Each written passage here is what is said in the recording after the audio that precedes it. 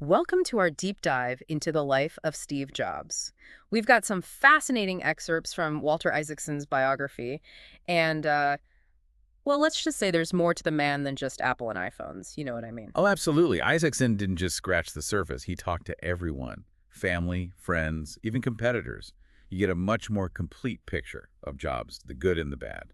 It's fascinating how the book connects Jobs' early life to his later success. Like his adoptive father, Paul, he loved tinkering with cars. They'd go to junkyards on weekends. Right, and Paul was a master bargain hunter, apparently. Yeah. Knew how to get a good deal. Exactly. It wasn't just about finding parts, it was about finding value. And that definitely rubbed off on Steve. Think about his business deals with record labels for iTunes, or even the Pixar acquisition. Always looking for that hidden value. Yeah, it makes you think about how those early influences shape us, right? Even the Eichler homes Jobs grew up in all clean lines, simplicity. Yeah, that's pure Apple aesthetic, even before Apple existed. Like those design principles were just ingrained in him. Right, the iMac, the iPod, even the Apple stores, it's all there. And then there's that car accident Jobs had as a teenager, almost died. Makes you wonder, what if? Right, what if things had gone differently? Yeah. I mean, it's after that accident that he, Wozniak, and Brennan start wearing costumes to raise money. Almost like it lit a fire under him. And then you've got his counterculture years, Zen Buddhism, experimenting with LSD. People forget that side of Jobs, but it's important. It wasn't just youthful rebellion, it was a search for meaning. And that search for meaning, that desire for simplicity, it all feeds into his design philosophy, right? Totally. It's like he was stripping things down to their essence. You see it in Apple products, the simple interfaces, the focus on a few core features. And then there's that infamous reality distortion field, less about lying and more about... Willpower, convincing himself and everyone else that the impossible was possible.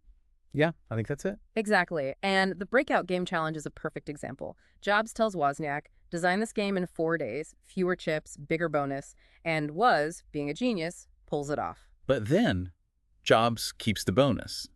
It shows how he could push people to achieve amazing things, but sometimes at a cost. That intensity ramps up big time when they start working on the Mac, moves the whole team to a separate building, obsesses over every little detail. Oh, totally. Like there's this story about an engineer, Chris Espinosa, who designed a calculator app. Every version, Jobs would critique it. The color's wrong, the lines are too thick, the buttons are too big. So Espinosa gets fed up and creates a version where Jobs can adjust everything himself. You're kidding. So what? Jobs literally designed his own calculator app. Pretty much, they called it the Steve Jobs roll your own calculator. That's amazing. But it really shows that control he had, right? Every single detail had to be perfect. And that focus, I think, is what made those early Macs so special, you know? For sure. He saw technology as an extension of ourselves. It had to be beautiful, intuitive, joyful to use. It wasn't just functional, it was a reflection of who we wanted to be. That same intensity that fueled his design genius, though, also played a part in his struggles, and eventually his departure from Apple. I mean, his clashes with John Sculley, the CEO he brought in, are legendary, right? It was almost a Greek tragedy, right? Yeah. The same drive and vision that made him successful also led to his downfall. Jobs wanted control over everything, and that created friction with Scully, who was trying to build a more traditional management structure. Right, and Jobs' management style, with some called management by character assassination, really alienated the board. It's hard to imagine what it must have felt like to be forced out of the company he founded. Well, rejection can be a powerful motivator. For Jobs, it fueled his determination to prove everyone wrong. That's when he founded NextT, focused on high-end workstations. It struggled, right? It did, yeah. Up against Microsoft, it was a tough sell. It's almost like he doubled down on that control at NextT. Proprietary hardware, proprietary software, expensive, and hard to integrate with other systems. But, even in his setbacks, you see sparks of brilliance. The NextT operating system, for example. It laid the groundwork for what would become OS X. Wow, so the seeds of Apple's modern operating systems were planted back then? You could say that, yeah. And there's this great anecdote about Jobs trying to convince Bill Gates to develop software for NextT. Oh, wow. Can you imagine those two working together? It would have been something else. Jobs, obsessed with design, and Gates, focused on the market. Talk about a clash of philosophies. Their rivalry was legendary, wasn't it? Oh, absolutely. Both brilliant, both driven, but with totally different approaches. I always wondered how much of it was personal, you know? It's hard to say, but there are stories, like the one where Jobs shows up late to a meeting with Gates carrying this super expensive carrot cheese. Surf juice. Yeah, and he pitches the partnership like it's a done deal, saying something like, "We did the Mac together." Gates just shakes his head and walks away. That's amazing. It really does feel like something out of a movie. Right. It's a reminder that even the most brilliant minds can get blinded by ego. And yet, their paths would cross again when Apple acquires NXT, bringing Jobs back to the company he started. What a turn of events. The prodigal son returns.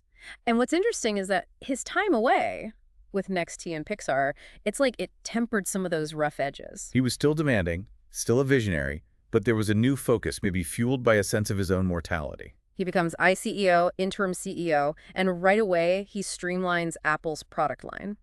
That famous 2x2 grid, right? Professional versus consumer, desktop versus portable. Brilliant. A radical simplification going back to what made Apple great in the first place. And this is when his partnership with Joni Ive takes off. They were kindred spirits, both obsessed with simplicity and elegance. I was about to quit before Jobs came back. He was reinvigorated by Jobs' vision, his commitment to design. And together they created a string of iconic products, the iMac, the iPod. They redefined the tech industry. The iMac brought fun back to PCs. The iPod revolutionized how we listen to music. And then there's the retail revolution. Jobs and Ron Johnson, who he'd brought in from Target, they completely reimagined the shopping experience. They spent hours just walking around malls, observing how people interacted with stores. It's crazy how much thought went into everything about the Apple experience. The store layout, the staff training, it was all intentional. And it worked. The Apple Store became a destination, a place to experience the brand. Brilliant marketing. And then there's his vision for digital music. He saw how the internet could transform it, and he was determined to make Apple the center of that revolution. But the music industry was terrified of piracy, stuck in its old ways. But Jobs, with that charm and willpower of his, managed to strike deals with the major labels, paving the way for the iTunes Store.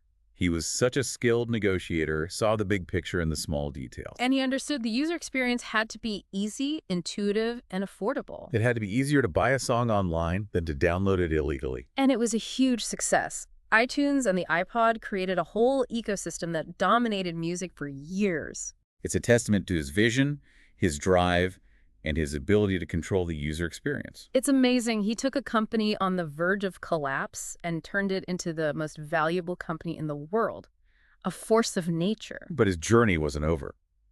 There were still challenges ahead, triumphs to celebrate, and a legacy to define. So we were just talking about the success of iTunes, the iPod. Oh, yeah, huge success. But there's this whole other side to the Steve Jobs story, right? I mean, his work with Pixar? Oh, absolutely. Pixar is fascinating.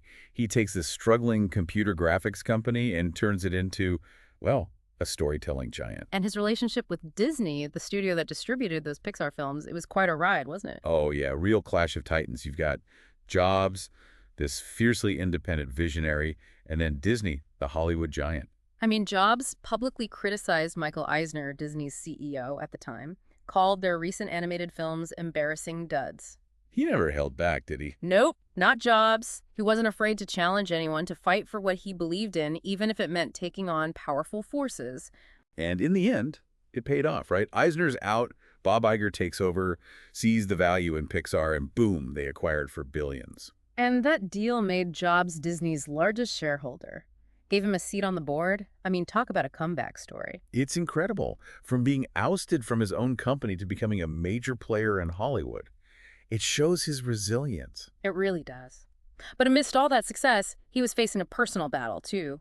Cancer. Right, he'd been diagnosed with that rare form of pancreatic cancer back in 2003. And at first, he resisted conventional treatment. Tried alternative therapies instead. It's like almost that reality distortion field extended to his own health. He thought he could will himself to health. His wife, Laureen Powell, called it his magical thinking. I mean, he was so used to achieving the impossible. Yeah, but cancer doesn't really care about that, does it? It's a reminder, I think, that even the most brilliant minds are still human, vulnerable. Absolutely. But even while he was fighting cancer, Jobs kept innovating, pushing Apple forward. The iPhone comes out in 2007 and changes everything. A game changer, for sure. That sleek design, the touch interface, the whole app ecosystem. It wasn't just a phone, it was a pocket computer. It changed how we communicate, how we get information, how we interact with the world. And then the iPad in 2010, that further solidified Apple's dominance in mobile. It's funny, a lot of people didn't know they needed an iPad until they had one. Jobs just had this knack for knowing what people would want even before they did. He was a master showman, too. Those product launches, they were events. Oh, yeah. He understood how to create excitement, build It anticipation. wasn't just about selling gadgets, it was about selling a vision, a lifestyle, He made tech cool. aspiration even. But that relentless pursuit of perfection, that demanding nature, it also had a downside. He could be ruthless, impatient, sometimes even cruel. Think about AntennaGate. Oh yeah, with the iPhone 4. The antenna design caused dropped calls, and Jobs initially blamed the users. You're holding it wrong. It was a misstep for a company known for its attention to detail. It shows that even a visionary like Jobs could make mistakes, could be blinded by his own ego.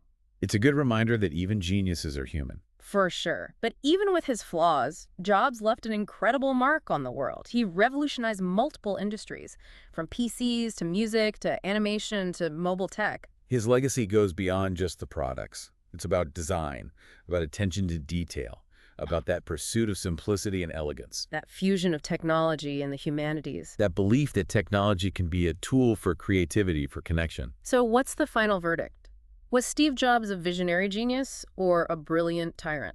I think it's both, honestly. He was a complex, contradictory figure. He pushed the boundaries of what was possible, but often at a cost. It's a question worth thinking about, especially as technology continues to impact our lives. It really is. Well, this has been a fascinating deep dive. We've only scratched the surface, really. So much more to explore.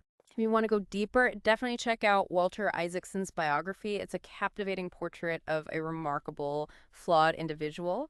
And I'm curious, what about Steve Jobs' story resonated with you? What stood out? Thanks for joining us on this deep dive. Until next time, keep exploring.